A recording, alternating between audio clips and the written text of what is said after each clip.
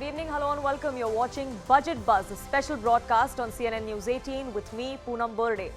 We are 3 weeks away from this year's budget, and tonight we begin our four-part series on what India is expecting from Finance Minister Nirmala Sitharaman. Tonight, we look at what the Aam Aadmi wants, the salaried middle class who's often left wanting after every single budget, at least in the recent past. The few years have been extremely harsh on the taxpayers on account of pay cuts, layoffs, the inflation. In the post-pandemic age that we live in, added medical expenditure has further burdened the Aam Aadmi, the salaried middle class.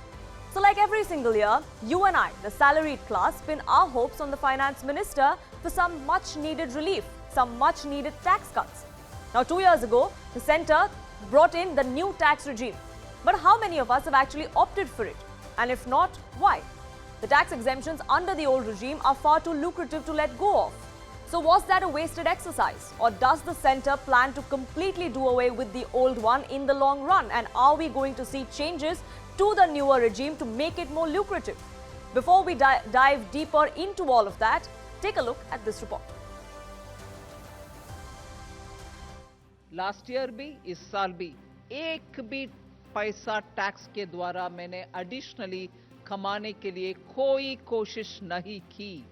पिछले बार प्रधानमंत्री जी का आदेश था कि deficit कितने भी क्यों ना हो, पैंडेमिक के समय जनता के ऊपर टैक्स का बोझ डालना नहीं। That was the finance minister after last year's budget, defending her decision to not give any relief to the salaried middle class. Nirmala Sitharaman made it clear that the centre did not want to burden the taxpayers anymore in the post-pandemic age. But that left a large population of this country wanting.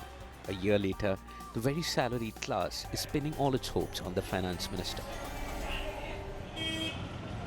We are facing main issue in the GST portal because we are buying from goods from some partner, some dealers, and if they are not uploading the invoices, we are getting the penalty.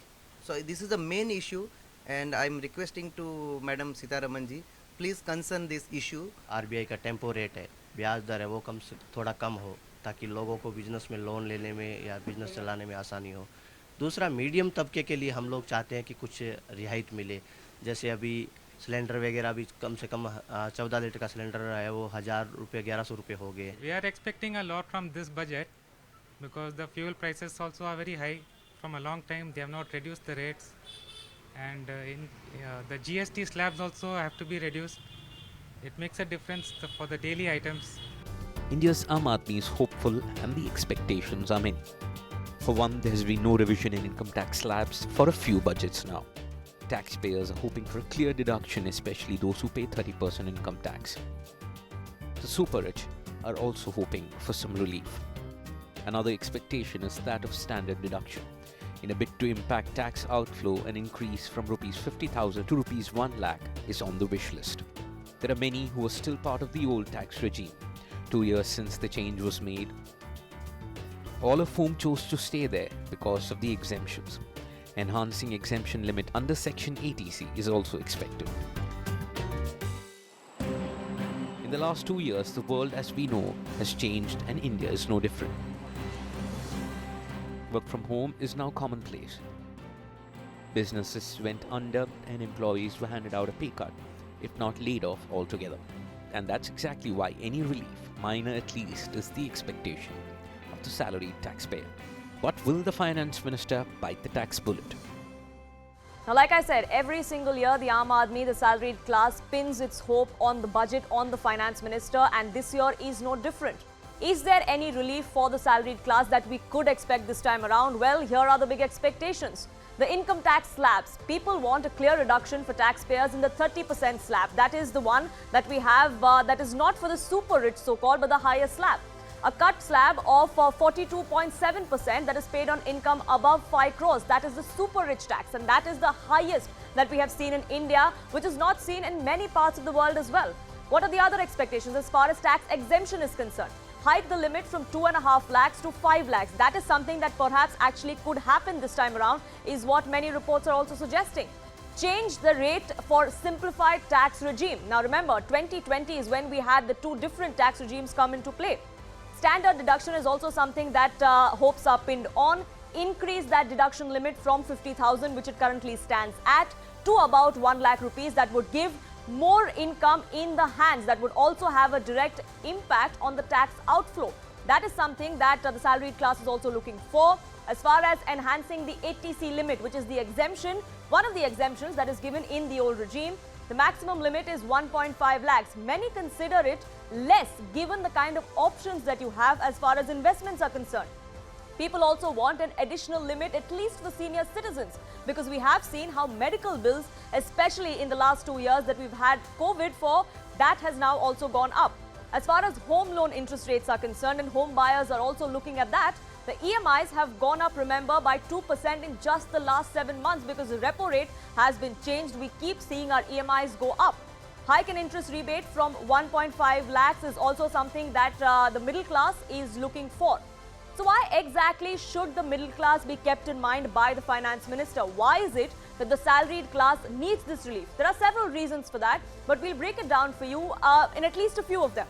The first one is, like I said, interest rates for loans have gone up. Be it your EMIs for your car loan or for your home loan, all of that has now gone up, especially in the last 7 to 8 months. Savings have also dipped because remember last year, the EPFO interest rates were slashed. So your savings have now decreased. Another reason why the Aam Aadmi, the middle class, needs relief is because inflation is also at a high. It has been above 6% pretty much all of 2022. That's another reason why we need more money in the hands of people. The GST slabs have been hiked on essential commodities, or what can be believed as everyday necessities. That is also something that people are looking for a relief from, and that's why whether or not Finance Minister actually bites that tax bullet, gives us the tax break, is something that every middle class salaried Indian is looking forward to. Saket Dalmia, President of PhD Chamber of Commerce and Industry, joins us on this broadcast. Tapti Ghosh, partner at Deloitte India, joins us as well. Deputy General Manager of Taxman, Naveen Vadwa, is with me on this broadcast, and founder of ANBAC Advisors, Anuj Bali, also with me. I'd like to begin with Tapti Ghosh. And Tapti Ghosh, every single year, the middle class is pinning its hope on a tax break. Whether or not the slabs are changed, whether or not there are certain exemptions that are given, and this time there is no difference. What can we expect from the finance minister this time around for the salaried class, for the middle class, a large chunk of population in this country? You're absolutely right, Poonam. The individual has been extremely resilient during these COVID times. They've had to take care of inflationary pressures, and they expect more disposable income in their hands to get back to their investment culture, save more, consume, get back to the consumption that they were used to pre-COVID.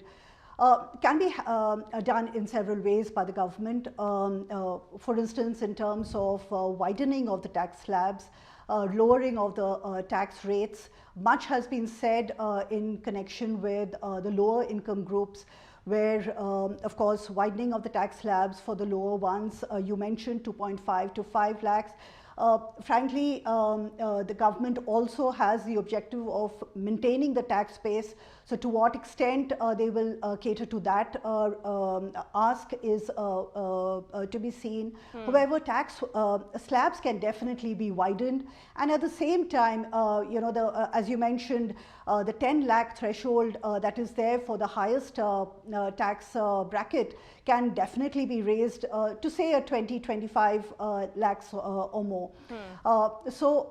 And besides that, you know, not much has been said in terms of the higher tax brackets as well. You talked about the 5 crore plus, where the effective tax rate is 42.74, far higher than any of the tax rates in our neighboring countries like Singapore, Hong Kong or Malaysia.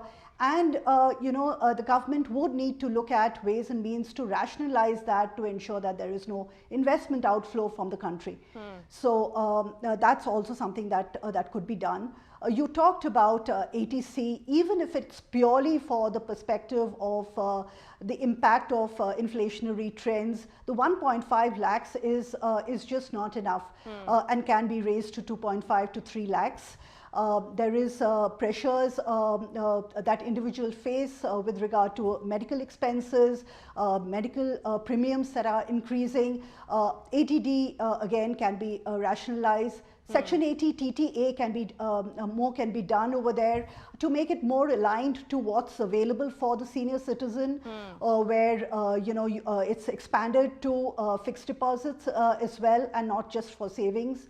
And at the same time, the limit of 10,000 can be increased to 50,000, because there are those individuals who need to be more conservative in their investment pattern, and hence would want to get some tax relief for the interest that they earn on fixed deposits as well.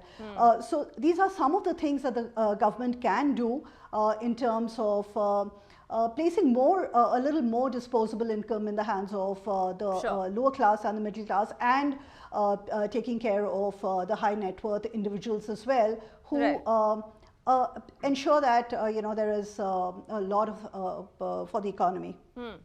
Absolutely. So there's a lot that can be done. There's a room for a lot that can be done. But I would like to ask, as far as the two different regimes are concerned, it's been 2 years, Naveen Vadva, since that new tax regime came into being. But only 10 to 12% of taxpayers actually are in the new tax regime. Most of it is because of the kind of exemptions we have under the old regime, and they're too lucrative to let go of. So this exemption limit that is being increased, the standard deduction from 1.5 lakhs, from 2.5 lakhs to 5 lakhs, is that something that's being done by keeping in mind to make the new one more lucrative? Yeah, exactly. So the purpose behind introducing the new tax regime was because the current tax legislation, they are quite complex. We have a complex web of lot of deductions, lot of exemptions, which a common taxpayer is not able to understand. So considering those ideas, considering those problems, in fact, a committee has also recommended to remove all the existing deductions and exemption. But I know it can't be done overnight. Because of that reason, the government came up with an idea of introducing an alternative tax regime of section 115 BAC. So this regime though has got 7 tax slabs, and the highest rate of 30% applies after 15 lakh. In spite of that, there were not many takers of this new regime, and probably most of them who have opted for the new regime were non-residents. And the reason behind it is very, very simple. All common deduction and exemptions a salaried taxpayer generally get. These are standard deductions of 50,000 rupees, ATC for your insurance policies for your children education, repayment of housing loan, or interest on your housing loan, which is allowed up to 2 lakh rupees, then your medical insurance premium. All the deductions are not allowed. So if your income is above 15 lakh rupees, this new regime is not beneficial for you. So the government could do either by reducing the tax rate, the higher tax slab is still 30%. Either reduce at 30% or increase the bar wherein the highest tax rate of 30% should apply. That should apply after 20 lakh rupees. That could be one thing. Another thing is at least allow some basic deductions like life insurance policies, which is in India, the penetration is just 2.3 or 3%. Correct. So the government should give a boost to the life insurance policy as well as medical insurance policy. And that could be easily done by allowing tax deduction for life insurance policies and the medical insurance. So if government tweaks this new regime in the current budget, so I see there is no reason if I don't want to go for the new regime. So probably that could be the reason that there were not many takers of the new regime. Right. So this reduction or this enhancement of that limit could actually be twofold, also for the government to get the people into the new regime, also to ensure that there is still scope for some sort of investments, some sort of savings that can be done. But Saket Dalmia, these are all short-term gains, so to say, as far as the direct tax breaks would be concerned. But long-term as well, there are lots of benefits that could be considered by the centre, by the finance minister, like healthcare. We've been talking about medical insurance as well. In post-COVID era, that is something that is a big expenditure. Healthcare or maternity or post-retirement benefits for senior citizens. Would you agree that there is scope for the finance minister to look at these long-term measures as well? And is that something that this time around you think would be on the mind of the finance minister?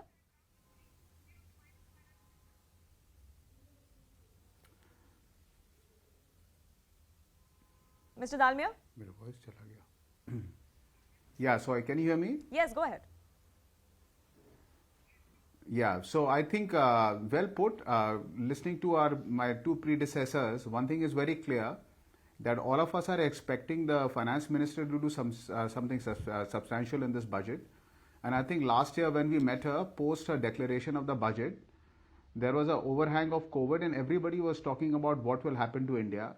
The FM came in boldly and she said that we are going to invest into the economy to make us stronger. I think since then we have seen two important things. There is a rebound in the economy and there is a big upsurge in cost driven by global commodity disruptions, right from a geopolitical environment to many of the metals going up.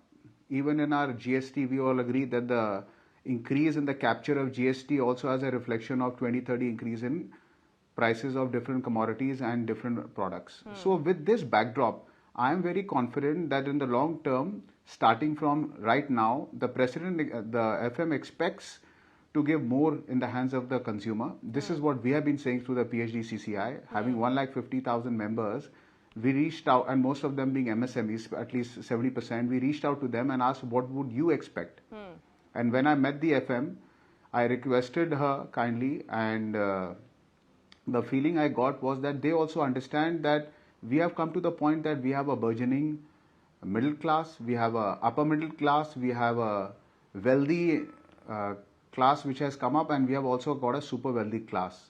And all of them are increasing in their share of income. What they need is that they need some help from the government so that they can invest back into the economy through consumption. That should be the biggest driving factor for the government to consider. We need demand to grow and we need to be driven by the consumer. For that, we have to give more in the hands of the consumer. And one of the best ways to do that is to help them spend more. How do we do that? The first thing is, if they are earning a substantial amount of money, let them spend before you tax them. If somebody has a house and wants to buy another house, let them buy it. Then tax them. If somebody has a house, sells it to buy a store, give them exemption in the same way as you would give in a capital gain to a person who's selling one house and buying another. In a similar way, when we look at taxation limits, I think the time has come. Earlier, the idea was to capture people into the tax system. Now, as we see, as digital economy sets in, the salaries are being paid by check. All the insurance premiums, medical expenditures, everything is being captured in the formal economy. Correct. And the customer is paying through GST, through service taxes and so on and so forth. So the government is able to collect taxes on all services being provided and all products being manufactured, largely speaking. Yes. In such an environment, I think it's very important for the primary tax rates to be less so that the customer can spend, the customer can invest, and they feel that they have more money in their hands to carry forward their way of life and business. I think this is the main message, and I'm very confident that the government is going to take large steps doing the same. Yes, all that confidence is building as far as the entire country is concerned. We are really pinning our hopes on the finance minister. It's also the last full-fledged budget, so to say, before the end of this government's term. Next year is general elections, and that's also something that perhaps would be, or perhaps not, would be on the mind of the finance minister. But our decisions taken keeping that in mind. And Anuj Bali, before I get you in, I want to get in a few more voices from the country and what their expectations are from this budget.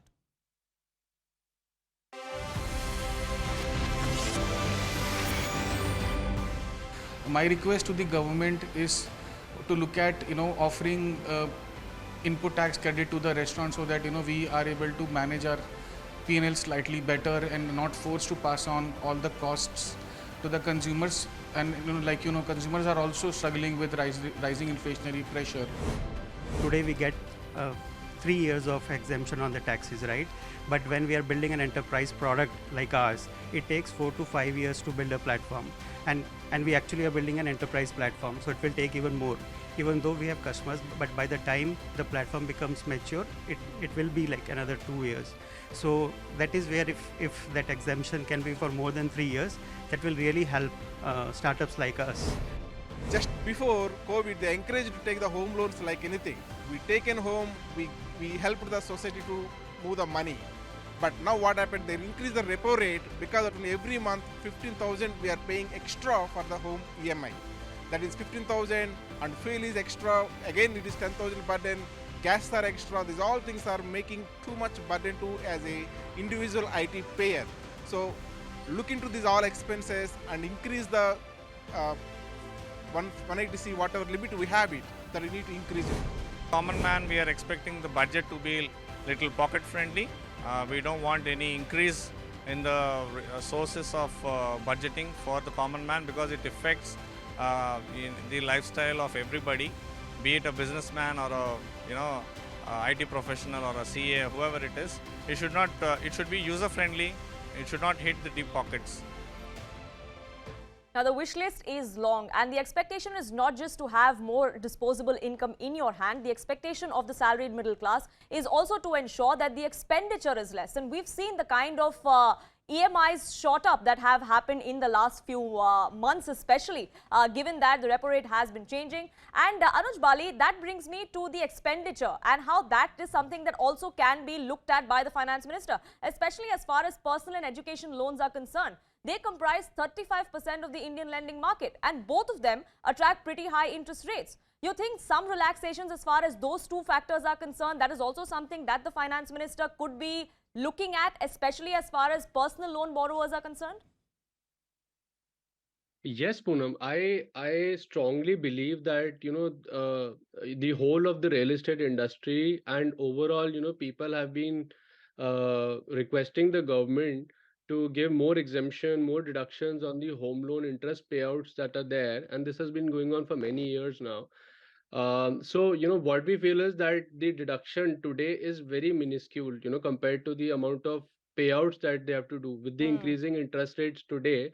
This has become a need of the hour now, that the government looks at this deduction very seriously, because if you really see in the last 2 quarters, this is where the real estate has really picked up a little bit after a very long time. Correct. So this is the time when they should give this push, and this is exactly the right time to give a deduction for both, whether it is education loans or the interest payouts on the home loans, because both of these expenditures really are a huge burden on the middle class.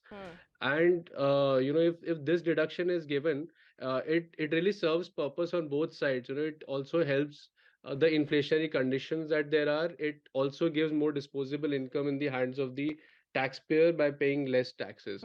So I always believe that whatever policies are rolled out in the budget by the government, it has to have a win-win situation for both the government as well as the aam aadmi, the normal citizens, right?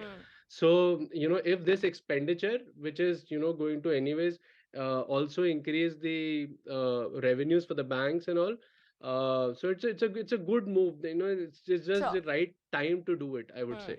Sure. And you speak of the real estate sector. They also, of course, have high hopes. And Naveen Vadwa, like Anuj Bali was also pointing out, it's just in the recent past, in the last few quarters, when that sector has actually, seen a rebound, really, so to say. And they would like to keep that momentum. What kind of reforms do you think the finance minister can actually look at, which is multifold in terms of the effect it would have, not just for the sector, but also for home buyers as far as affordable housing is concerned?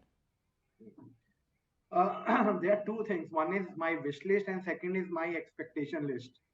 So as far as expectation list is concerned, I don't see any change in this budget. I would say the next interim budget would have more exciting things to talk about, because the general elections are going to be held next year. So I don't have much expectations. As far as the wish list is concerned, definitely I still believe that the government should now consider to increase the deduction for interest on housing loan. The last change was made in the year 2014 when this government came into the power. Correct. Then the tax rates were changed. Then the interest on housing loan were increased. Thereafter, no change were made in last 8-9 years. So still, I believe there is a scope, but I don't know if it would happen now, but it would happen in the interim budget of 2024. Right. Because we have seen that in the interim budget of 2019, some announcements were made that could give some benefit to the individual taxpayers. So yes, there is a scope for increasing the limit or interest on housing loan, as well as deduction under Section 80C. Any increase in interest on housing loan deduction would definitely give a boost to the real estate sector. I also see some announcement relating to REITs and InvITs that could also give some benefit to the real estate sector. Sure. Tapti Ghosh, do you agree that there's more that could be seen in terms of relief, not in this budget, but perhaps in the next budget, because it would be 10 years next year after the tax break was given by this government in 2014? Also, that is a budget that perhaps would set the stage for the elections that would happen right after. Right. I agree, Poonam. In terms of the simplified tax regime, if that is here to stay, there definitely has to be some changes to make that more attractive. We spoke about how there could be some investments that could be, reliefs for some investments that could be plugged in to the simplified tax regime as well, to bring in some kind of an optimum mix. Just to take an example, say a person has a very large housing loan, and he gets he rents out this property, he gets a ATC benefit, he gets a deduction for income from house property. Now those benefits are not going to be available in the simplified tax regime. So how is he going to make a switch, and if that is the objective of the government? So some of these 70 exemptions or deductions that are foregone by an individual in opting in for the simplified tax regimes have to be catered in. More so, it actually demotivates an individual to invest, whether it's in real estate, whether it's in making insurance payments, because some of those are good practices that individuals need to have to plan for their retirement, for instance. Some of these have to be brought in to the simplified tax regime to make it more attractive and at the same time ensure that the economy, the consumption, the investment is then here to stay for the longer run, as you mentioned. Right, and that fine balance need to be maintained, Saket Dalmia, isn't it? Yes, you have to give, you have to ensure that there is more disposable income in the hands of the Aam Aadmi, the salaried class, but at the same time, the industry also needs to benefit. So the effect has to be twofold as far as these decisions are concerned. Exactly, and one other thing, Mr. some of Dalmia, these procedural restrictions that are there in the simplified tax regime, in say, if you file a belated tax return, the option is not available for a professional. Ghosh, I'm sorry to interrupt you, but I'm running short of time and I just want Mr. Dalmia to have a word as well. Mr. Dalmia, go ahead. I totally agree with you there, and I think what really industry is always looking for is simplification in the way of they are doing business, and that the demand is there. Right. So I think procedural ease of doing business is critical. And I think if we are able to make a consumer-driven demand economy, which we have seen America being able to do for such a long period of time, we would have won the battle. Having the the demographic dividend. Right. So there are some lessons to be learned from the West as well. I'm sorry to interrupt you, Saket Dalmia, but I'm completely out of time, and I thank you all for joining us here on this broadcast. With that, it's the end of this edition of Budget Buzz. But don't forget to tune in every Friday at 6:30 p.m. for the next 3 weeks as we bring you the biggest build-up to Budget 2023.